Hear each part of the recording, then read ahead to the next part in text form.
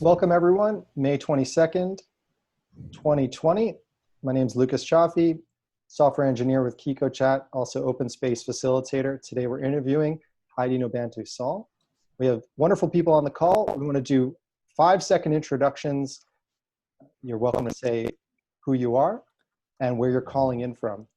So I'll just open the floor and please share your name. We can start from the top of the list of the people who've already written their names. So we'll go Doug, Martina, Tanya, and then we'll get right into the interview.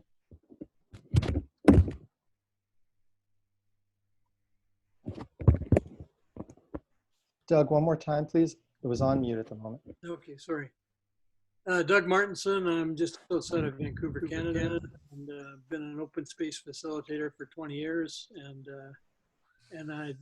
nowadays I'm old, and I'd like to see the utilization of large group collaboration technologies to transform the way our democracy works. I'd like to see the voice of the people be better tapped into. Okay, next. Okay, my name is Martina Bayer. I'm calling from Germany, and I have some problems with my camera, so I apologize. I think I have to go out again and then I come back, but for the moment it should be okay. And I already work with Qiqo Chat with some smaller open spaces. And yeah, I really like to do a bigger one. And this is why I'm here, to see how this works virtually. Thank you. Hi, I'm Tanya. I'm a fundraising and philanthropy consultant based in New Jersey. I do a lot of liberating structure facilitation work, and my relationship to open space is a little bit I split, I would say. I know it, I have done it, but I'm still not sure if I like it. So that's why I'm here. I want to hear more perspectives and learn from Heidi.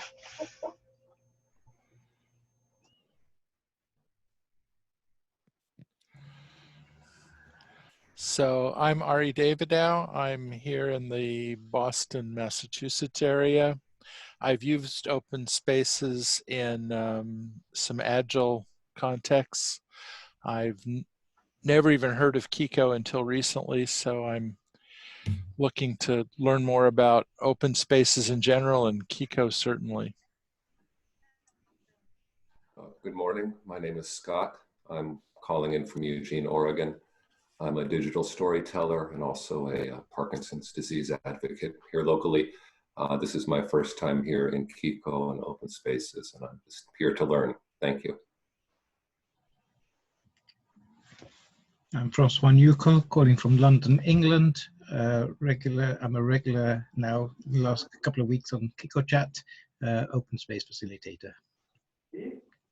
Yes, my name is Rolf. I'm calling here in from Germany, from close to Cologne.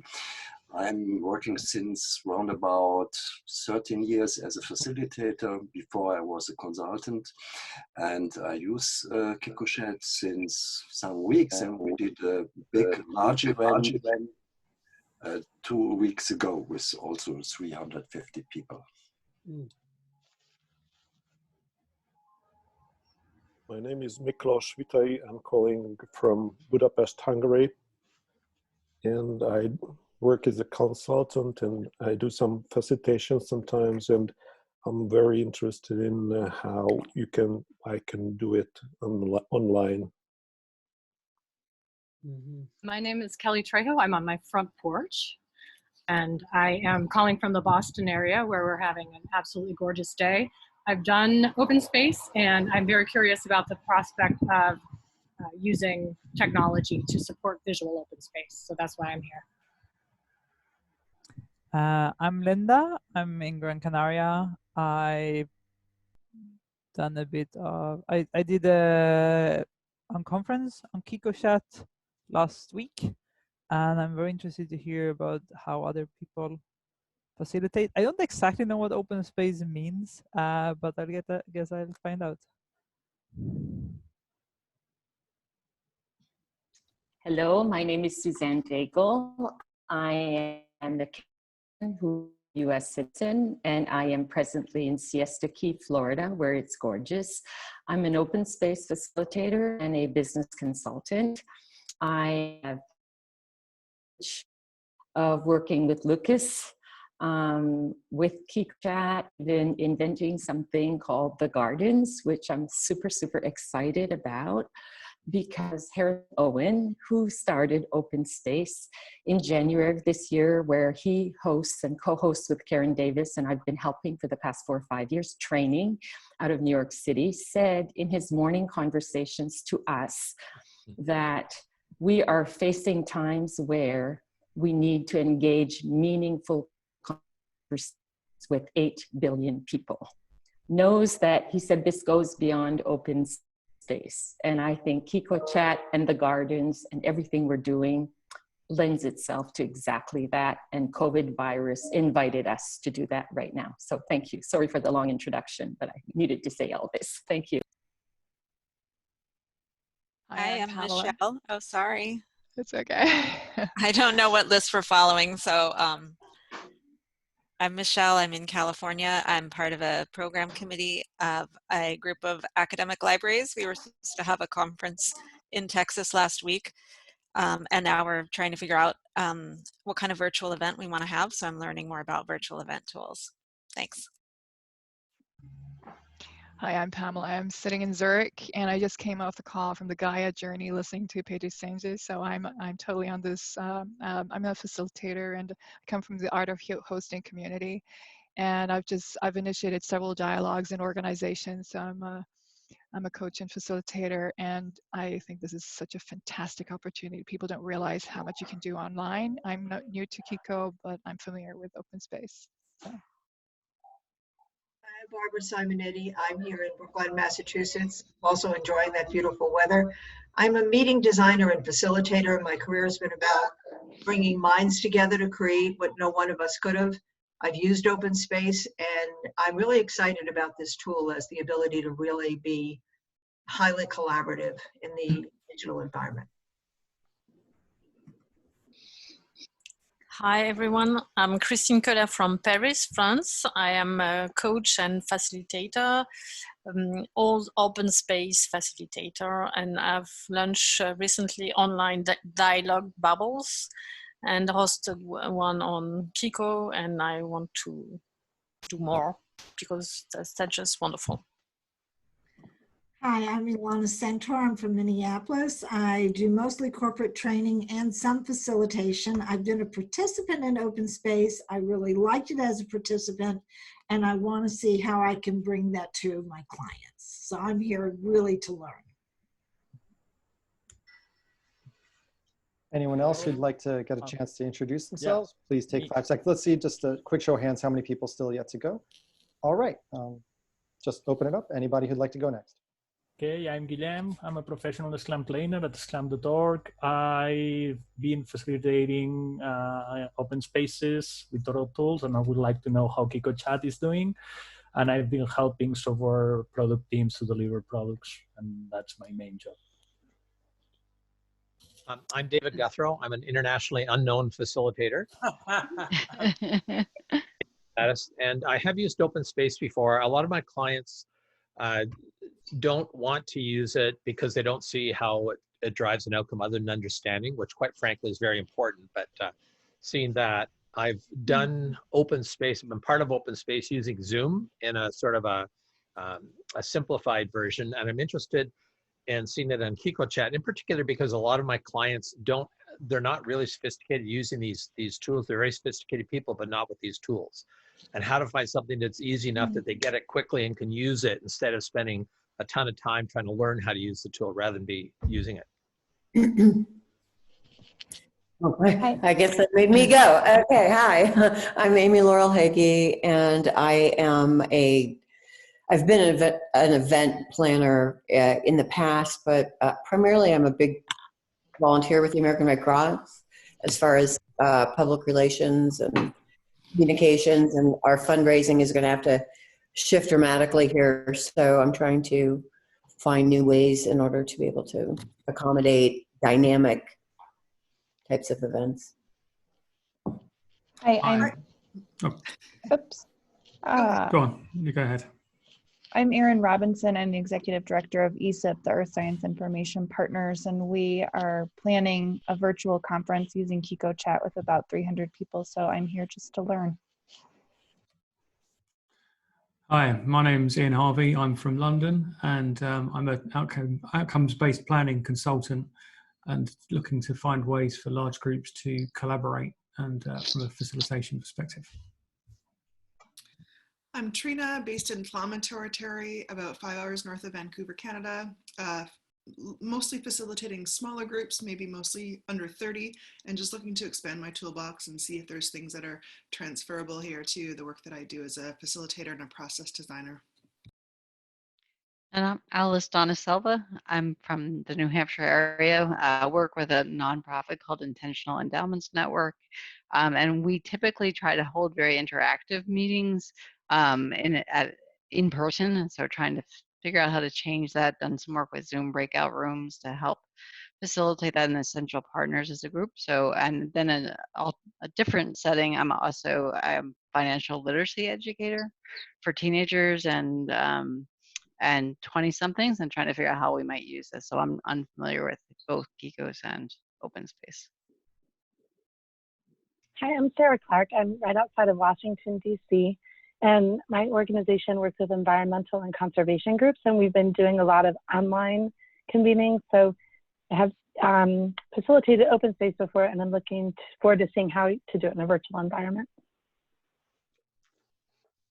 I'm Bridget. I'm a facilitator and process designer with a conflict transformation and peace building background. I work a lot with nonprofits, community groups, activists, and I'm currently exploring Qiqo Chat for hosting open space for a peace building cohort.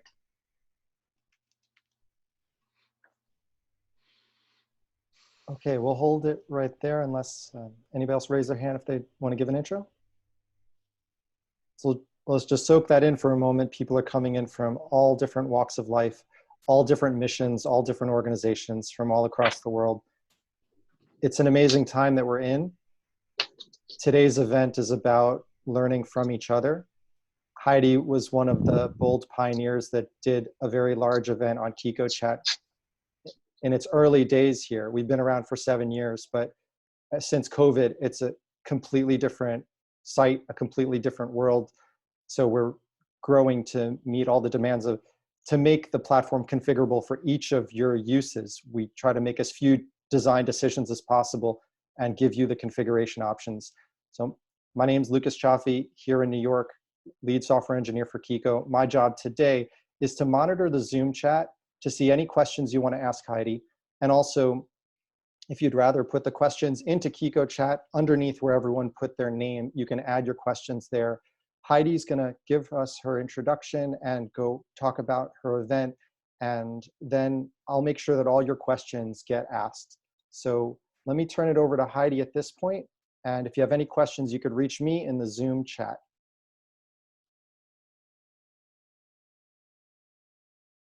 Well, hello everybody and welcome.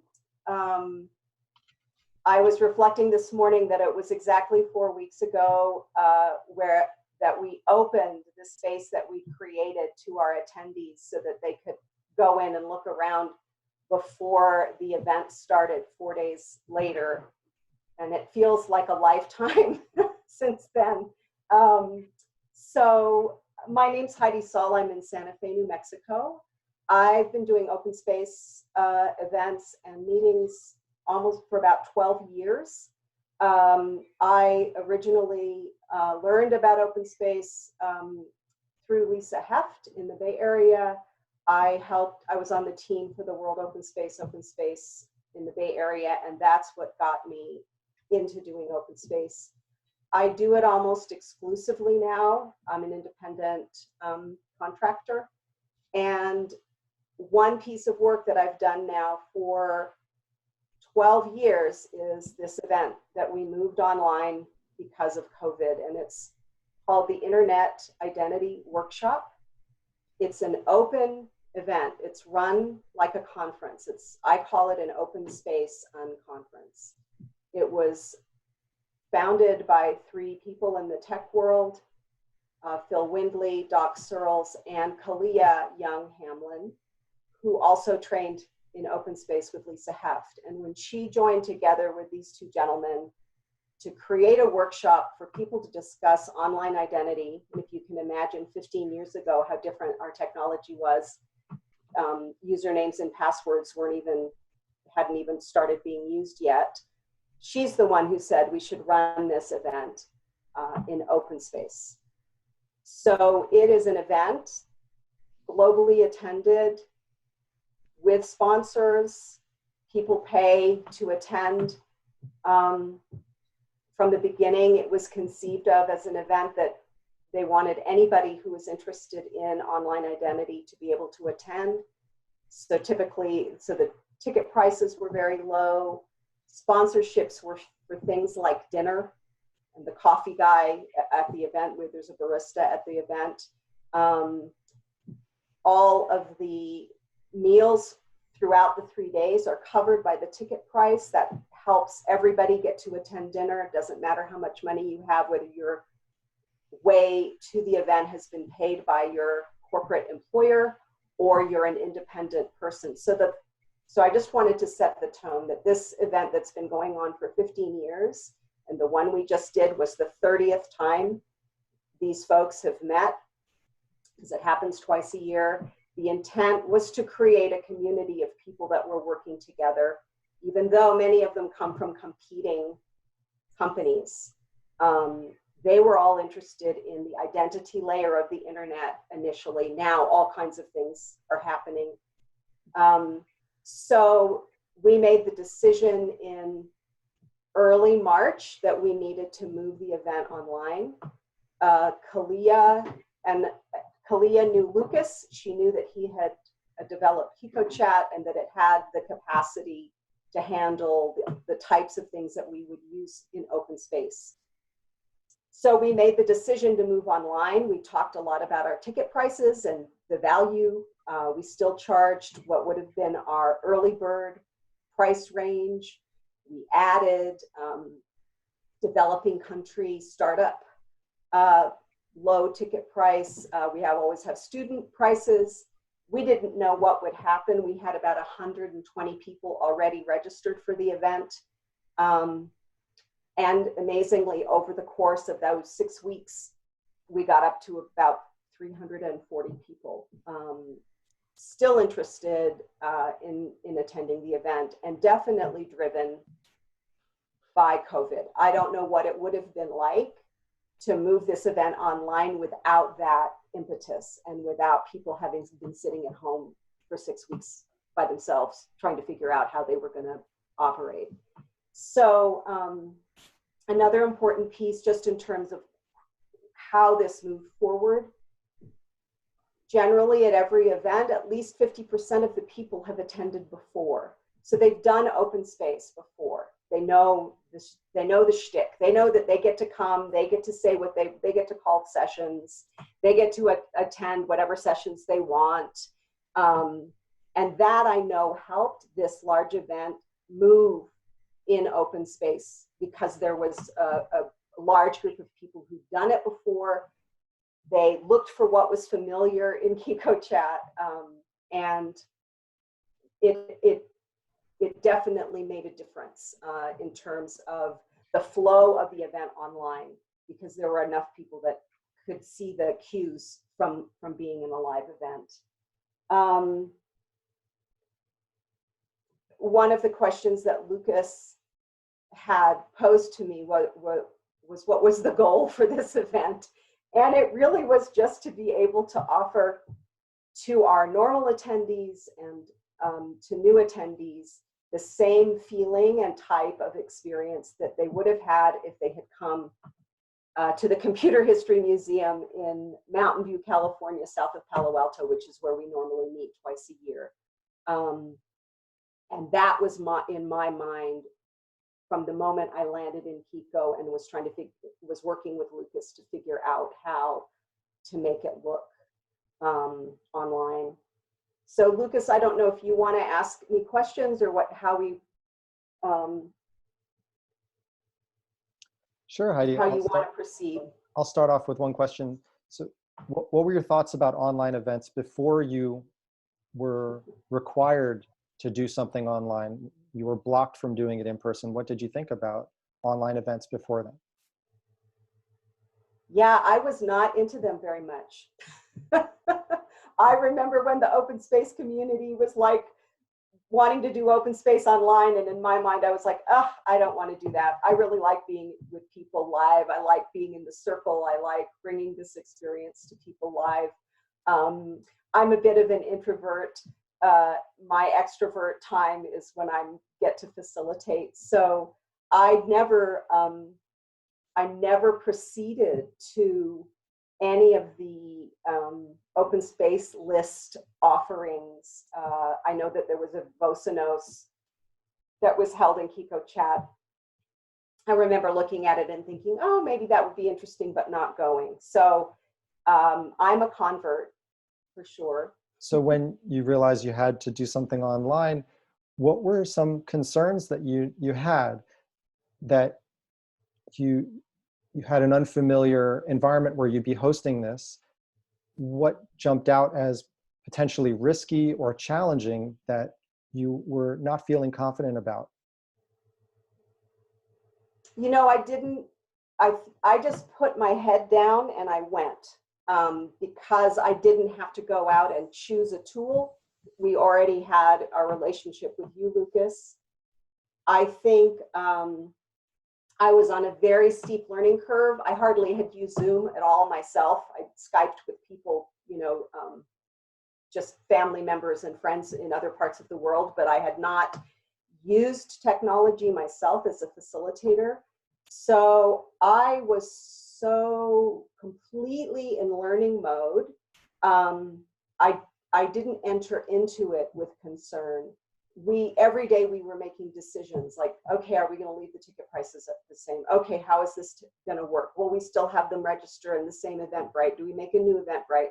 So there were multiple things every day for 6 weeks that just kept propelling me forward. I think when we got closer to the event, I had some practical concerns like, how will everybody really be able to log on, and how are they going to know where they are and how to do things?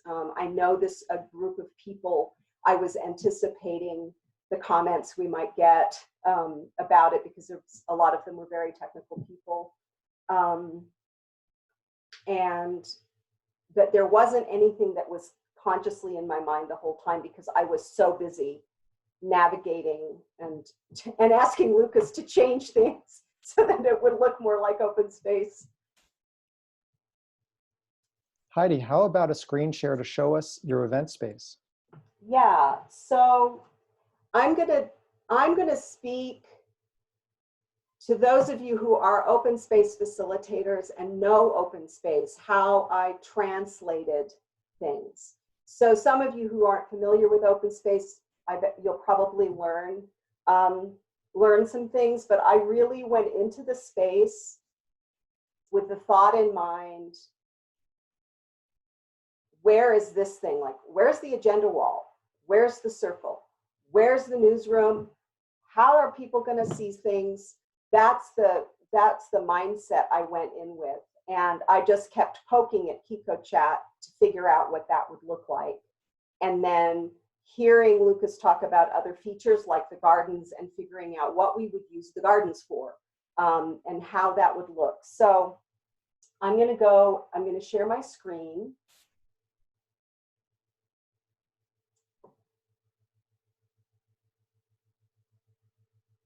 And I'm going to take us, see, there we go. So this is where people landed for our event. So it's similar to where we all landed and came in to participate now.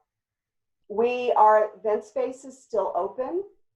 You can see on the right, there's 6 people present. Lucas and I are 2 of them, and these are a couple people that were attendees, and you can see all of the RSVPs here. So this was like walking into our normal meeting space. One of the things about Internet Identity Workshop is one of our mottos is when you come to IIW, you leave your logo at the door. And our sponsor thank you banner usually sits at the door of the grand hall where we come in and have our openings. So it's not about who you are and who you work for, it's about what you want to contribute to the field of online identity. So they would click participate now. And I remember when it occurred to me that in this space, we should have a picture of the opening circle as it would have looked if we'd been holding it at the Computer History Museum. So this was IIW 29. There's the agenda wall. There's people standing in front of it, but it's not set yet. I will say that numerous people said, oh my gosh, that was so helpful. I knew where I was when I came in here and I could see the circle. There's a lot of features in just this event space, and we use this space mostly. So I'll go over here to the Google Doc first. We replaced all of the Ethernet pads with our own pre-designed Google Docs, and we placed them in the breakouts. So this space here, let's see if I can, is a Google Doc that I could access from here or behind the scenes. I used this like an announcement page, and I changed what was on this page several times throughout the day to let people know what was going on. So this was, I thought of this as an announcement board or being able to stand with a microphone and reach everybody, talking to them if they were all in the same room. Right now you see there's a message that just says thanks, thank you for being here. Here's a thing that says the notes are now up on the wiki. This is normally what was at the top. We had someone who made a very nice little, turned the IIW logo into a COVID relatable dog with a mask. The idea being that when you're on the internet, you don't know who you're talking to. So our regular logo is a dog with a human face over it in terms of internet identity. We had this front and center most of the time. We had a page on video Zoom help. We had a tech support link so people could easily go somewhere to get help. These were the 4 of us that were working the event. I brought on 2 extra people that were there to handle questions. One of them sat over in the Dunya, sat over in the main garden, and there was a direct link to her via video that Lucas set up. So people could go directly to her and get help. They could go to the newsroom, the documentation center, and Hannah and Lisa were there. Lisa runs the newsroom for IIW anyway, and Hannah came in to help with that. And Dunya and Hannah managed this live chat function, which we designated for questions, for technical questions, for open space questions, and event questions. That specifically the built-in Qiqo chat, that's what we used that for. We got many people saying, wow, that was really helpful to have someone sitting there that could answer my questions. So that's how we used, I chose to use this Google Doc as an announcement board, and I let people know that. The other thing that everybody looks for is the agenda wall. And it took me a while to figure out how I wanted to do that. And we ended up putting it here. There are tabs here. You can make several tabs. So we put the agenda as a tab here. We had an edit version and a view version, because if you get too many people trying to edit a Google Doc, it'll crash. So we were very clear about, if you're not posting a session, please go look at the view version. Don't go into the edit version. Lucas set up a really fabulous thing that when they were typing into the edit version, it would automatically show up in the view version. So as people were entering in their topics, you could see it immediately. So this is what our agenda wall looked like. We had a link to a schedule that had all the time zones in it because we had people from all over the world. I'll just give you a quick example of that. We had it living on our IIW website. So we had a version of the schedule that had all of the time zones in it, the whole schedule when the openings were happening for all 3 days. And we linked to that from there. This is not interactive. This was just something you could download. And I put the whole schedule in. So the third day, we have this thing called the Identity Tech Sandbox Fair. Then we had opening and agenda creation. Then we started into session 18. Beginning of the day, this is blank. People filled it out like you normally would. We chose to have sessions be an hour and 15 minutes with 15 minutes between each one.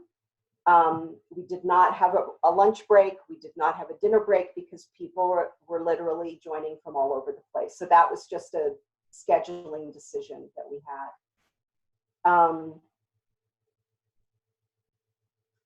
I also chose to include some information about open space. You can see here are the agendas from the first 2 days that people could go and look at after the fact. They could still go back and see, oh, these were all the sessions that already happened. So you'll see here we had breakout spaces A through J. And for those of you unfamiliar with Qiqo, over here to the left, you can choose yourself how many breakout spaces you want to have. We chose to put in the main room, this main space. We use this as the main space, like the circle for announcements. Then we chose to take one of those breakout spaces. We created an actual documentation center. This is where Lisa and Hannah were live on Zoom for people. We put in a picture of what the documentation center normally looks like at an IIW. So again, people who'd attended before were familiar with this. Lisa used this space as her announcements for how many sessions had happened, etc. We also had the notes guidelines like you might have on the clipboard in a breakout space if you were still using a clipboard and people were handwriting their notes. Then we set up our breakout spaces. We transferred sponsorships from lunches and breaks and the barista and other things. We asked those sponsors, are you okay if we shift your sponsorship to a breakout space? And they were all fine with that. So here in breakout space C, Hyperledger got credit for sponsoring this breakout space. We pre-set up notes forms. So again, I think of this as like a combination. This form of what you might have had paper-wise in an open space where you actually have a clipboard and a note form that people can fill out, and then they come back to the newsroom and type in their notes. We sort of thought of this as a combination. So we had a set of these for each day that we changed out at the end of each day because they were preset. So this is session 18, space C. You can see the notes. Here's session 19, space C. Here's session 20, 21, 22. Those were the sessions that happened on the last day. People could go in and put their sessions directly in here. We also normally have them email their sessions in because this is a tech event. From the very beginning, however many years ago, people showed up with their own computers. And so notes taking has also always been electronic at this particular open space event. So again, we created these, we put them in their Google Docs that sit also back in another place where they can be edited. We do a demo hour and also the Identity Tech Sandbox Fair. So we just created spaces. Normally these things would be happening at tables in a big room. So we just let the people who were demoing for the demo hour set up their spaces. So in terms of Qiqo Chat, this area, this section that is the event section, there's a lot of flexibility within it in terms of you can create as many breakouts as you want.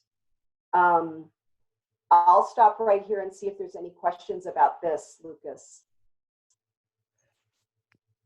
There are a few questions that I'm fielding. Well, there's maybe 35 questions total. It's great.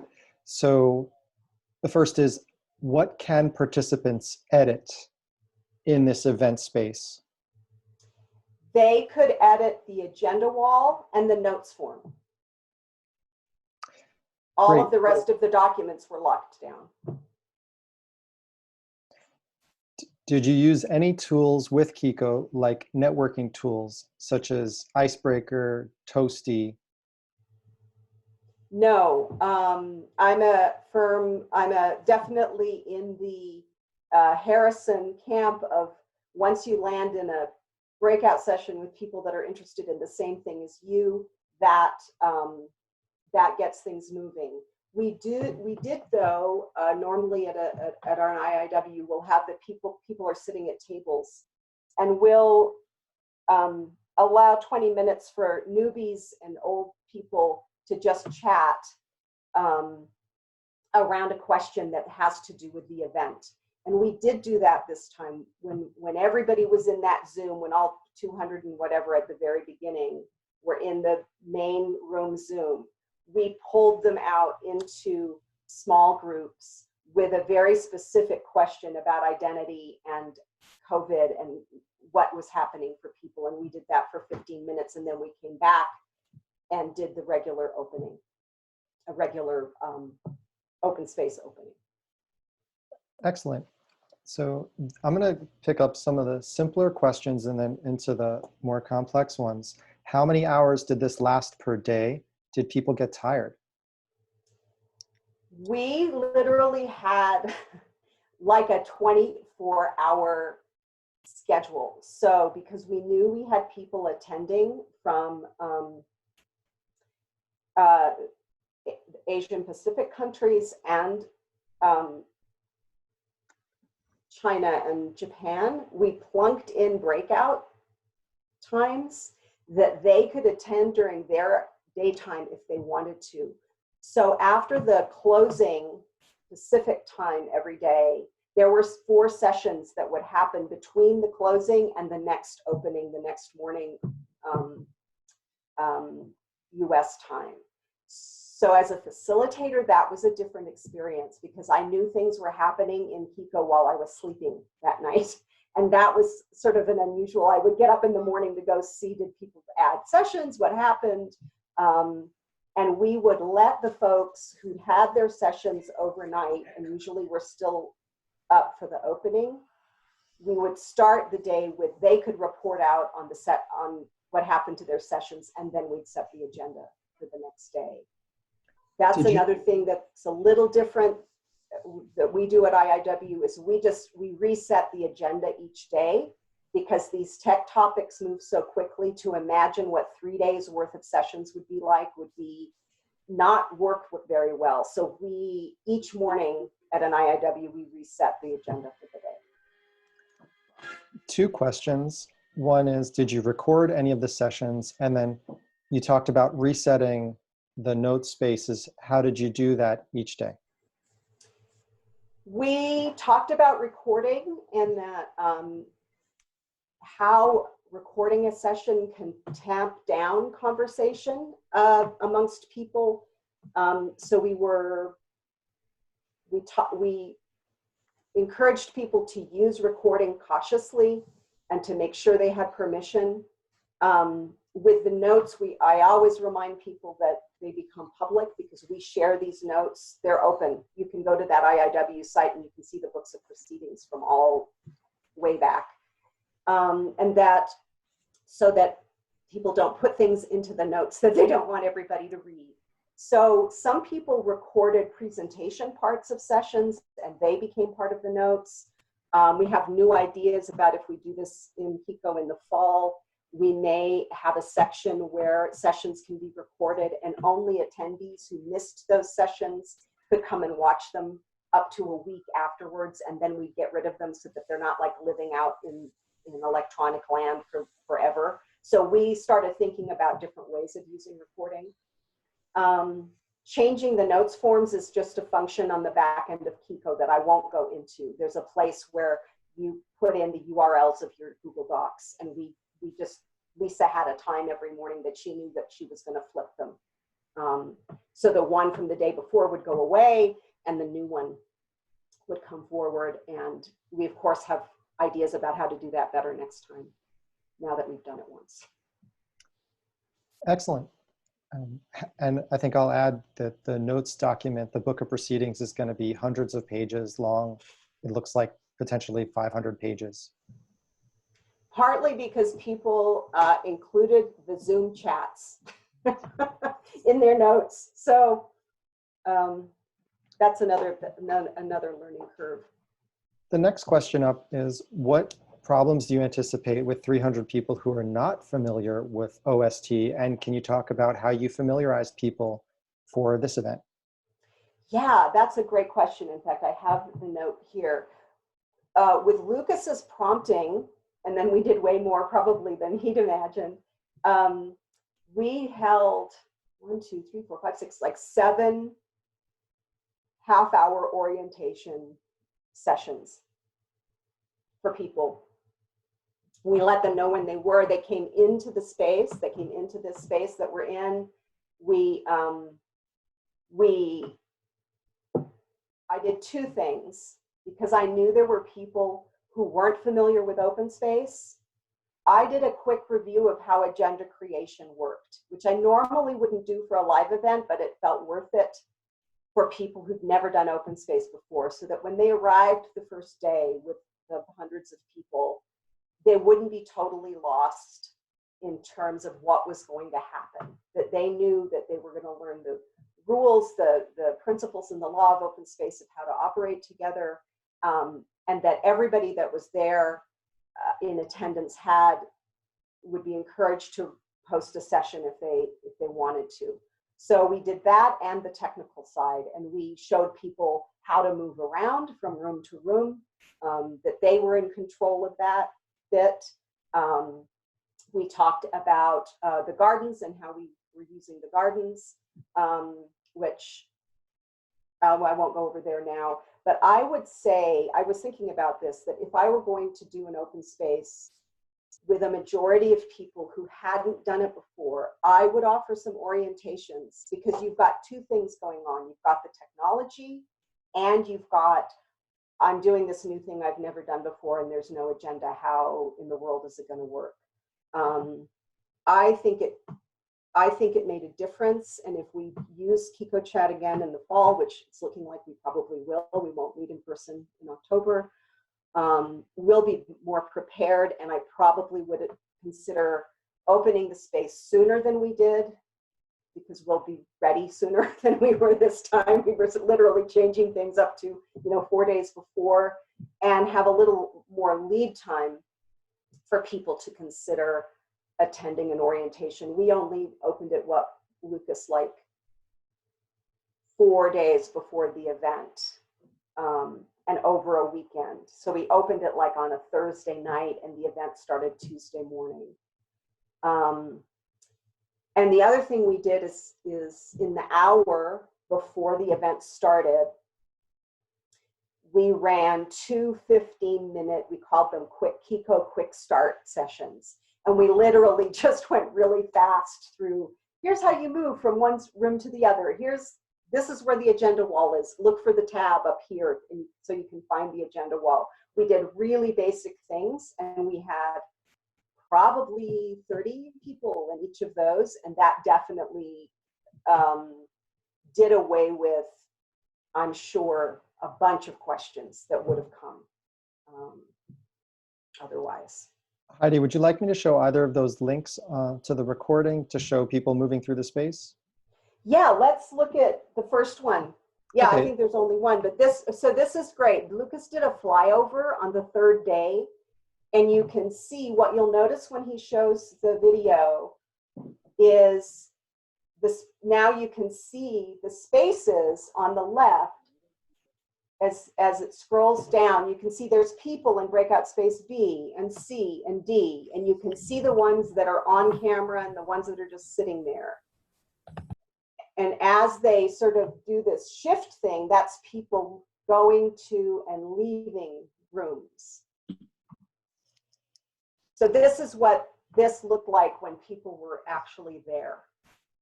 So you can, as the facilitator, I could see people moving around in the space. And I will say that our longtime Internet Identity Workshop attendees were thrilled. They were, wow, we still get to move around like we do in real time. They were really impressed. I don't know what they were thinking it was going to be, because we told them we'll still set the agenda. We told them all the things that would be the same for this event.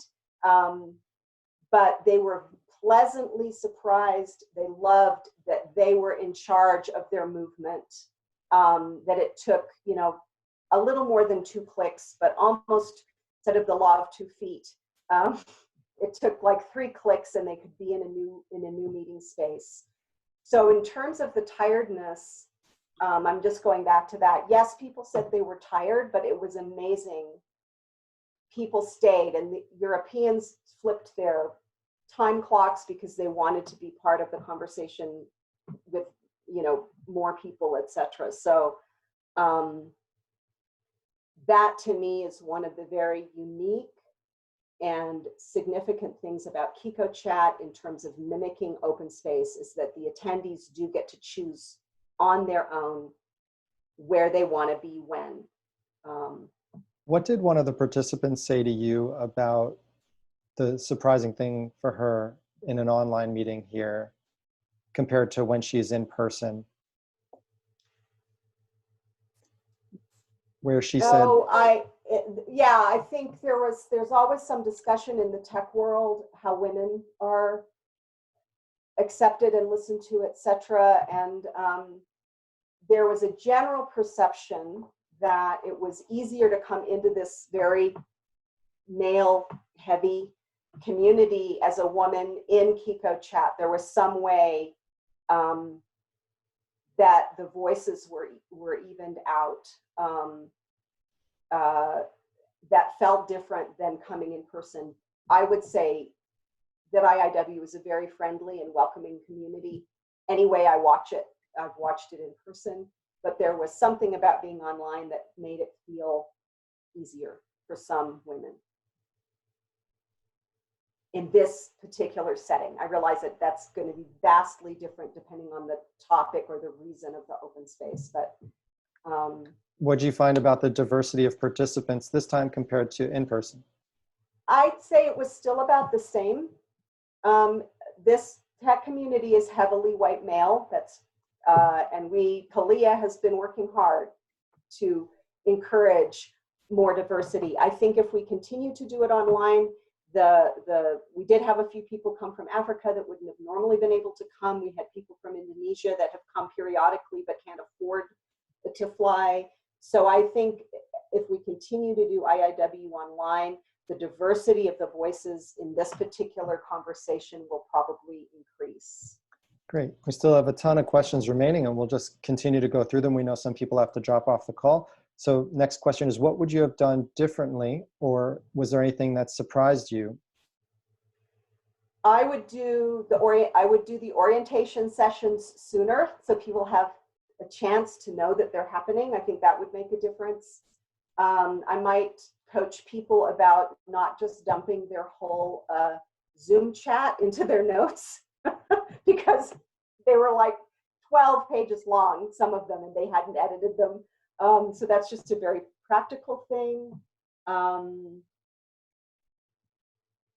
The flip side of that is having a team of people who are absolutely dedicated to answering questions made all the difference in the world.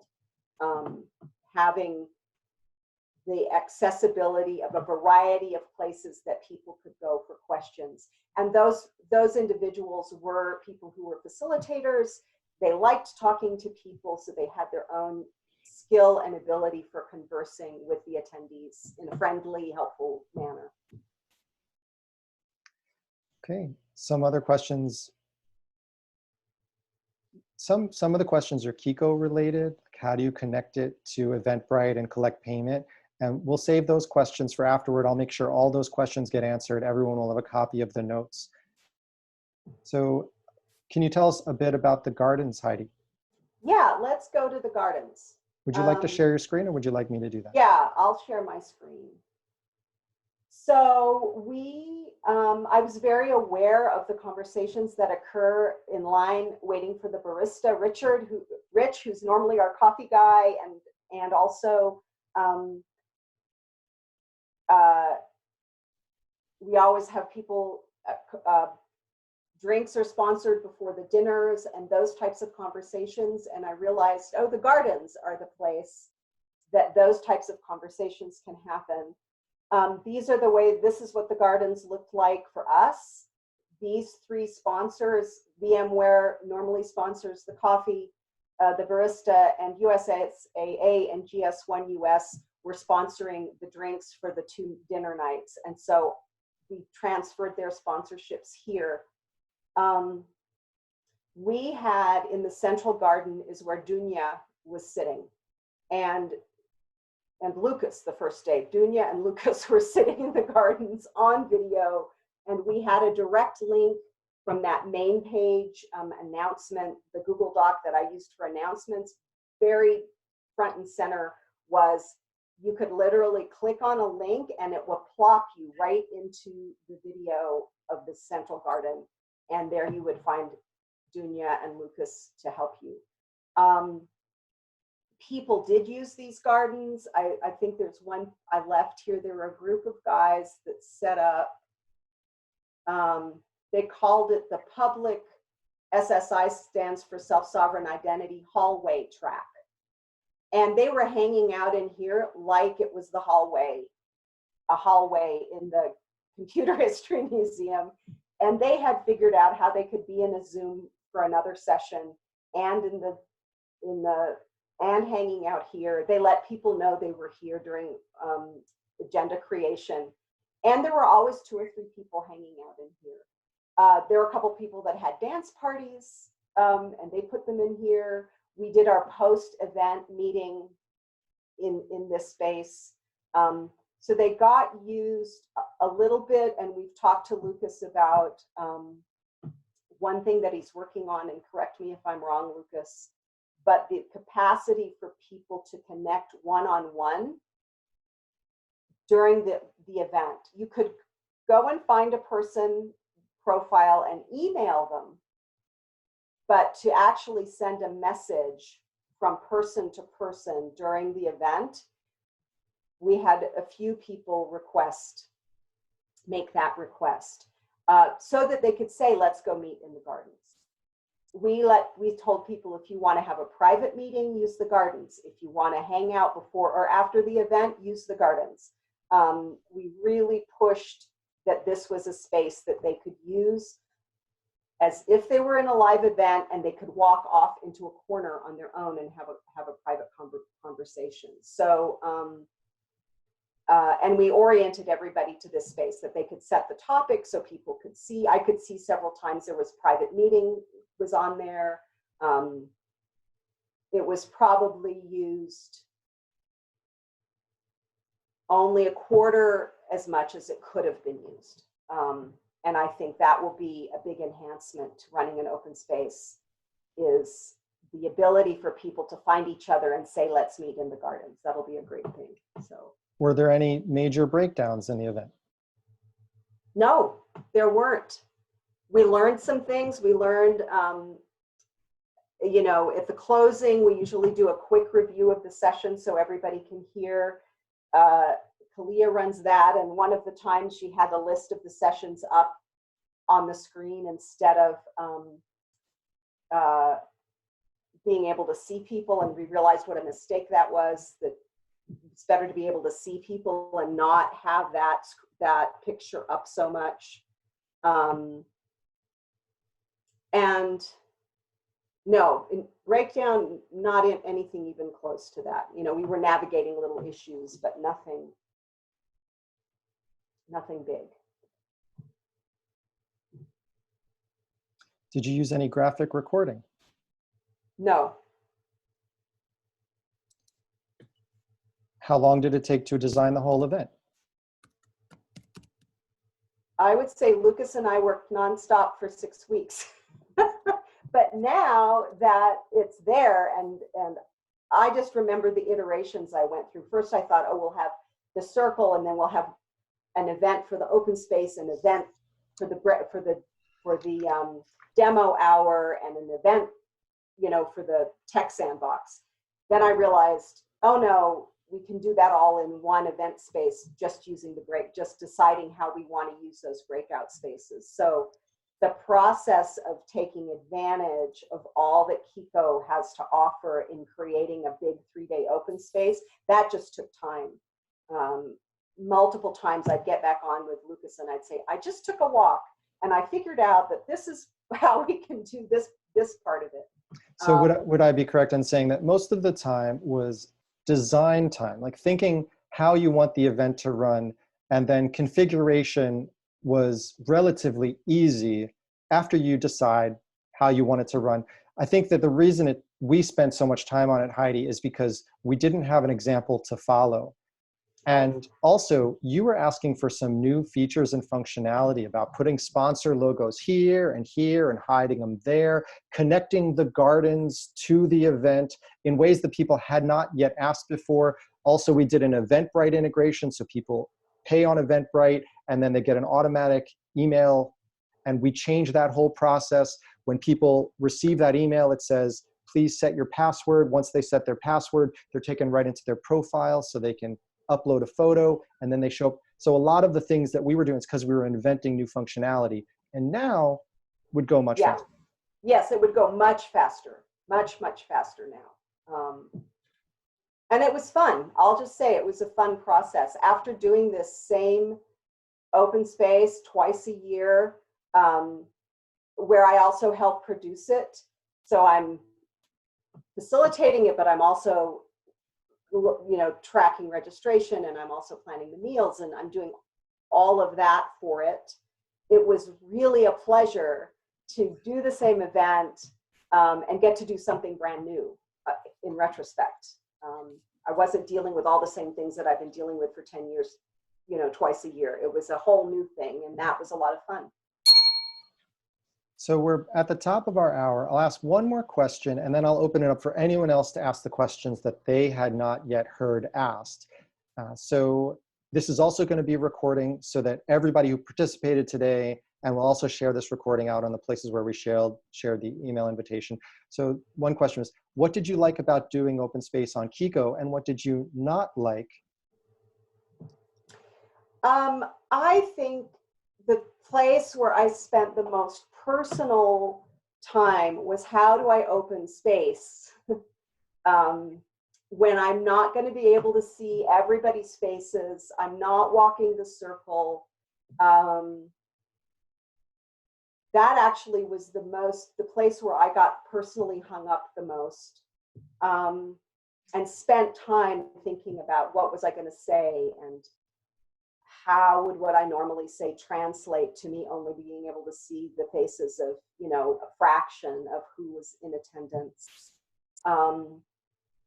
And the only thing that I did, and I didn't put it up the whole time, and I have it here, I'll share it with you all, is I took my open space posters and I put them on a wall in the house, and I took a picture of them, and I shared this screen for a period of time so people could see the principles and the law of open space briefly as I talked about them. And even though we had that information in other places. And the big shift that I made, because I usually reference everybody being a circle, in my meditation that morning before I started, I realized, oh, we still are in a circle. We're literally around the globe. Like, you could see Qiqo has the capacity to take all the attendees and put little pinpoints on a map. And it just came to me, it was like, oh, we're still in a circle. It's just really huge. And it's literally 3D because we're everywhere from Hong Kong to Romania and everywhere in between, and New Zealand and Australia and the United States and Europe. And so that was my reference point. Instead of here we all are sitting in the circle and take a look at each other, was we are still sitting in a circle. We're literally sitting around the globe together. And the best piece of feedback I got was from a woman who's attended before, and she said, you have the same calming and reassuring presence on Zoom as you do in person, like that you know that it's going to be okay, even though it feels crazy, the agenda creation and everything else. So, and I hope I get to do it again, because just like we all know, any of us who facilitated open space, each time you do it, you feel a little bit better at your capacity to communicate. And I look forward to having the chance to practice doing it online some more. Well, Heidi, that was tremendous. Thank you very much for taking this interview. And we're not going to go anywhere. We'll let everybody drop off who has to drop off, since it's been an hour, and then we'll stay here and answer any additional questions. So thanks again for everyone's time today. Thank you, everybody. Good luck. Thank you. Thank you, Heidi. Thank you very much. You're welcome. So happy to share back to the community. And so anyone who has a question for Heidi is welcome to just go ahead and take the floor and ask her. Oh, yes, I have a question. Doug, you go first, please. Oh, well, gee, thank you very much. Okay, so Heidi, so I was kind of wondering about how large your design team was that helped do all this thinking and also execute at the time. And so I've kind of gathered that your design team was almost like you and Lucas for 6 weeks. And then, but you also said you had a bunch of really dedicated people on the job, ready to help out whenever. And I'm kind of curious about how did you find them? Oh, well, I'm at the live IIWs, because I'm doing some of the production. For years, I've brought in someone who wanted to learn open space to run the newsroom. Right. And so Lisa has done that for the last couple of years. She also had trained with Lisa. She does other stuff in her other work, but she commits to doing this twice a year. And then we had another gal who'd come and volunteered in the Bay Area at the previous IIW, so she had seen it a little bit. And then there was another gal that Kalia had worked with. And I just reached out to them and said, are you available? We can pay you. We did a couple of trainings. I wanted them to be very fluent in open space and how open space worked, and in all of the little things with Qiqo. So we did like 2 different training. The 4 of us got on Zoom and trained, and then they knew where they were going to be and what the focus of their help would be. They knew how to get a hold of Lucas if it was a technical question. So I was fortunate that those women, the 2 extra women, were available and excited to be part of it. Like they were excited to get to try this thing out. So yeah. So I'm almost, imagining that Lucas was, sort of ready to help out whenever you needed help. That's I wonder what Lucas did with his life while you were doing this. Well, fortunately, It was we were in right. lockdown. It was perfect timing. And this is, if there's budget available, you can hire me for $100 an hour. Nonprofit rates 10% off that. And I enjoyed working as a pair with you because guaranteed there's going to be something about your event that's unique that no one else has asked about previously. And then my challenge as a software developer is how do I make that possible for you without making it mandatory for everyone else? And then once we build that into the platform, it's now an option for everybody else. So that's the goal, is just keep making more options and allow you to bring the complexity to your event if you want it, not bringing it in for you. Right. Heidi, this is Barbara. I'm just curious, I'd like that you've been the producer because you're going to understand the numbers of the in-person event versus what the cost of this online event was. You know, you don't, not exact figures, but percentage kind of while. What does it cost to put something like this on versus doing it real life, quote, real space? You know, the difference, depending on the venue that you're in, we use the Computer History Museum in Mountain View, south of Palo Alto. It's, you know, something like $12,000 a day for that space. This event takes more people online. We didn't look at that type of a money breakdown. We really looked at what's the value to the participants. And I would say, I would feel very confident saying 99% of the participants felt that what happened for them online was as valuable as if they'd come in person. And again, we're not a money-making event, we're a cover costs event. And so for a real event, that's covering flights of the staff and hotel for those days and a bunch of different things. So I don't think we didn't do a conversion that way directly, but we definitely paid more staff because of having more people available to answer questions.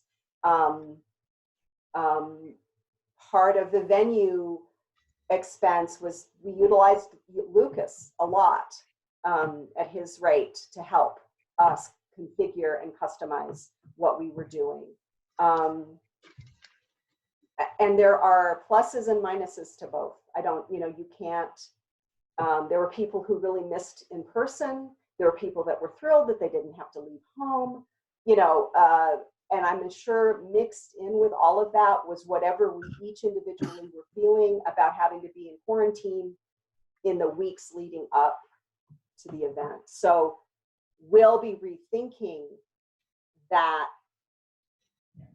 partially that financial part, if we do another one online instead of live. And we're also now looking at how could we do them both. If we go live again, can we have the virtual one overlay? Could we do it at the same time? Which my brain is too tired right now to imagine that, but I know that that's what Phil, who's one of the founders, wants to figure out if we can do. So that's a question that intrigues me as well, Heidi. Yeah. Oops, let me. Oops. I am now. It's Neil Miley, and a couple of things. One of them, I just was at the CAM conference, which was Master Coaches Conference, and which was done virtually. And one of the things was with the open space, they were able to break us down, by our chosen subjects into smaller groups, so you just wandered and, went from one to another if you wanted. There were ways to do it that were, reasonably good, and you had that small experience again. So that's just to say that. And then the other thing is I'm also on the committee for MAGO North America doing their international conference in, theoretically in Nashville, but more likely now virtually. So what I'd like to know is how do I get a hold of Lucas and yourself, Heidi, to do this? I have some familiarity with Lucas because I was presented at the NCDD conference in Austin years ago. But anyway, we'd like to talk about hiring you to as an option for taking care of Imago, because we're a bit at sea at the moment. Well, Lucas knows how to find me. Is it in notes? Pardon? We'll put both of our Lucas contact knows. Okay. Yeah. we'll put both of our contact information into the notes so that you can reach out to us with further questions. Heidi, also, do you think we'll make the event space available so people can check it out themselves? I think so. We still just have to make the decision on the IIW and what we're doing with all the participants. But yeah, I imagine we will. Okay, great. I'll make sure the word gets out whenever that decision is made. Okay, that's good. And I did get to take in the one where we kind of did the fly on the wall thing a couple of weeks ago, which was also helpful. So that's great. I'll be in touch. Okay, let me ask something about, it's more about the technology than something else. It's only available using Zoom. For example, can I use Google Meet? Can I use Microsoft Teams? Can I use any other tools? Great question. I see that you asked it in chat, so I was responding to it. And the answer is, I'm going to send the link here in chat where you can test out how that's working. It's not released to the public yet, but it is undergoing private beta testing. So that's coming very soon. And then you're not limited to Zoom, although I think that Zoom is the preferred tool for these kinds of events. Okay, yeah, because I'm thinking more with using with Google Chrome only and having the rooms in one tab and the Meet in the other tab, and they can interact with only one tool. And another question, how much does it cost? I mean, Qiqo Chat as a tool. So we'll keep most of the Qiqo questions off so that we can get to the facilitation questions. Okay, if we have any Qiqo questions after, but the short answer is it's 1 penny per minute per person. Okay. And for private events, $1 per person per day. $1 per person per day, okay. So including the variable cost of penny per minute per person. So it's those two in addition. You gotta add the two. We're gonna put a pricing calculator on the website because that's the hardest thing for folks to figure out is how much will the event cost. But fortunately, it's much less than renting a space. Oh yes, thank you very much.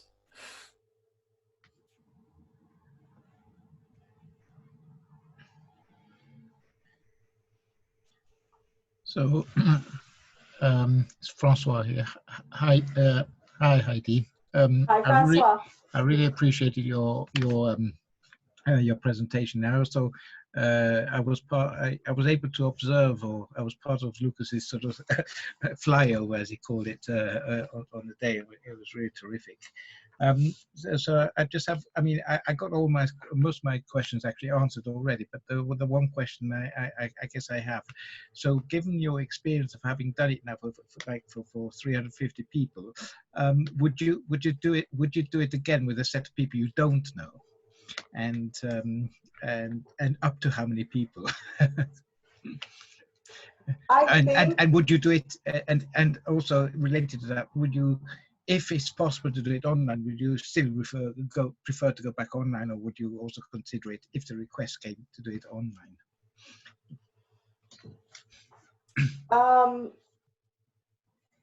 If I go through my normal, do you really want to do an open space questions that I do with anybody who comes to me, I would say I'd be really interested in the theme, why these people want to meet, and if it's compelling, and who that community is that's going to be reached out to for attending. That would be my first question. If it feels true, you know, I have turned people down because it's clear they don't really want to do open space, right? We probably all have had that experience. I think I would be willing to try, with the caveat of the pre-event trainings that are both a little bit open space, which I wouldn't do in person, you know, I wouldn't feel the need to do in person, and the technical, so that the beginning, it smooths the beginning out. I'm sure, as all of us have experienced, how at the beginning of an open space where nobody knows what's going on, you know, there's always the person that walks up to you and tells you how you could do it better. There's this is never going to work, la, la, la. That still happens online. But after they get into like the third session and it's a long enough thing, then everybody, they get it and they like it. So I think the effort online is helping everybody get to the point where they're not distracted by the technology or the fact that they heard the opening, you know, from this talking head on their screen, showing them something that they've had the experience of getting to click to the session that they want to go to, etc. So yeah, I definitely would try it based on what the topic is or the theme of why are people getting together to do this. I think there's enough similarity in the Qiqo experience to a live experience. Yeah, that's encouraging to hear, especially because the implication is, of course, is that you could also offer it to situations which are really genuinely global, where there's an even distribution, where it's almost impossible other than traveling to hold them. So it does offer a really interesting alternative too. That's good to hear. I'm pleased. Thank you.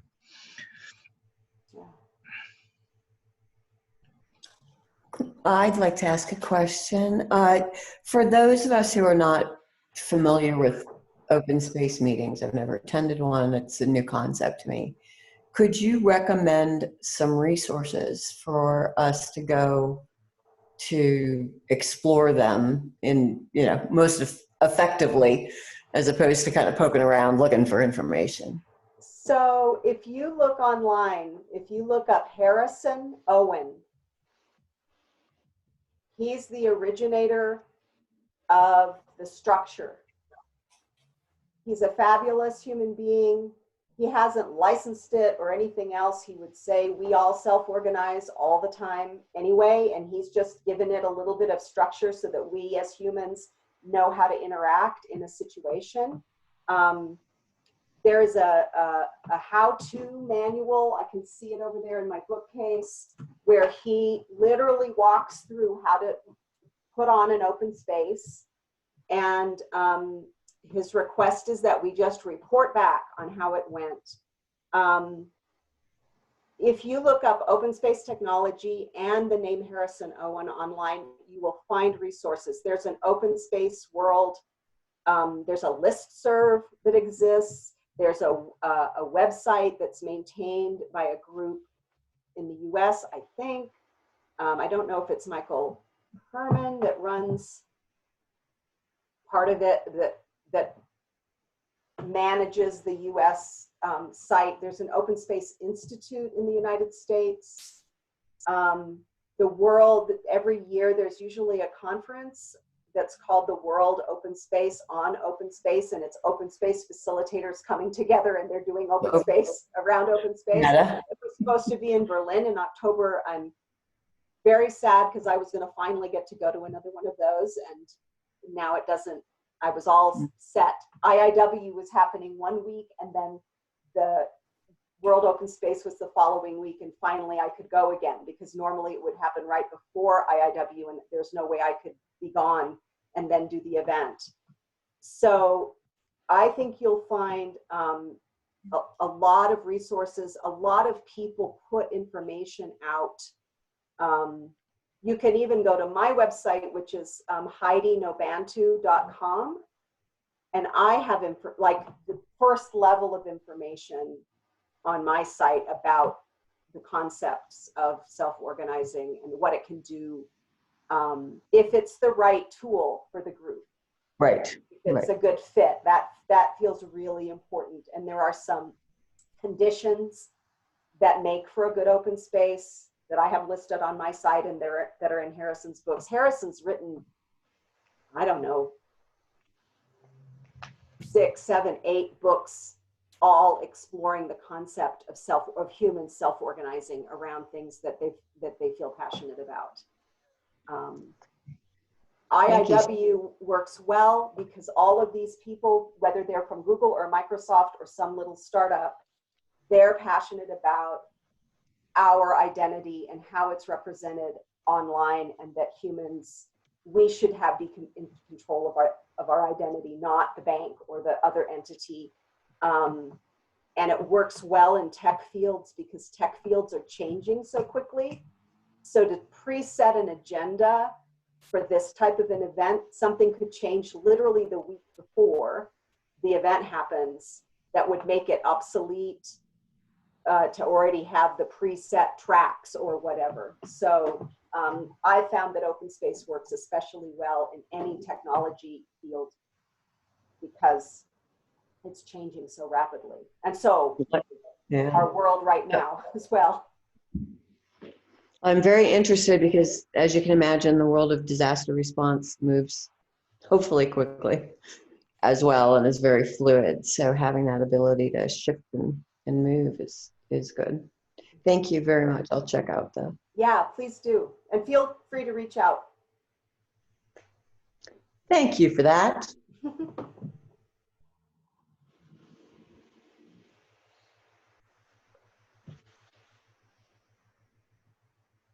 Well, any final questions? All right, we'll stop the recording here. Heidi, thank you very much for your time. Anything else you'd like to say to everyone as we close? No, well, I'll say, give it a whirl, right? We're likely going to be stuck not feeling 100% comfortable being in person in large groups for a while. And I'm a convert now. If you were here at the beginning, Lucas asked me, what did you think about online events? And I was like, I didn't want to do them. But if it's online or nothing, then I really think as facilitators and people who are interested in bringing groups of people together, you know, hit up your learning curve and give it a try.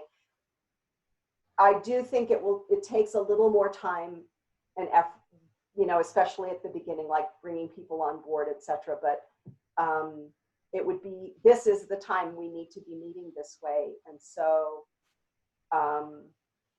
and the other piece I would say is people were asking about different platforms throughout the event, and people had been on different platforms, and there's a lot of different platforms out there. I had no idea.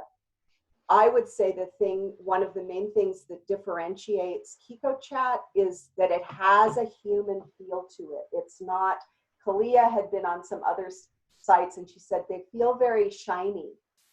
They sort of feel more produced or slick, which some people want for their webinars or their things. Qiqo Chat still has that sort of human feeling to it in terms of what it looks like. And I've shown it to a couple people who were like, oh, when you said it wasn't so slick and shiny, it still looks great. So I think Qiqo has this feel to it that some other platforms don't have. And for the facilitation that many of us that met here today are used to doing, that's what we want, is that less slick, more human, interactive kind of feeling. So, so great. And those of you that are left, if as Lucas said, he'll put our emails into the notes, and feel free to reach out if you'd like to ask more questions down the road. And good luck. Thank you, Heidi. I'll stop the recording here.